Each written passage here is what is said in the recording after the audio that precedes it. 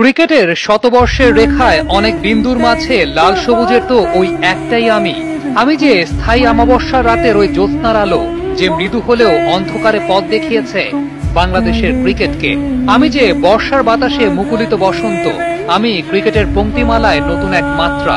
আমার নাম সাকিব আল হাসান, আমি বাংলাদেশের ক্রিকেটের সূর্যোদয়।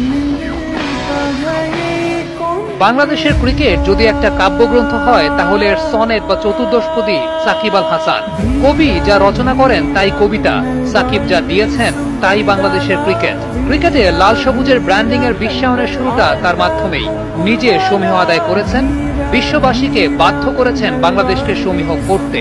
বিদেশ বিভ্রে ঘুরতে যাওয়া পর্যটক যখন নিজের দেশের পরিচয় দেয়, ওপাশ থেকে লাল সবুজের এই দেশটার বিজ্ঞাপনে তাকেও শুনতে হয় সাকিব আল হাসানের কথা। বংশের তোয়াক্কা না করে খান বা চৌধুরী বংশের কেউ কেউ নিজের সত্যভূমিষ্ঠ শিশুর নাম রাখেন সাকিব আল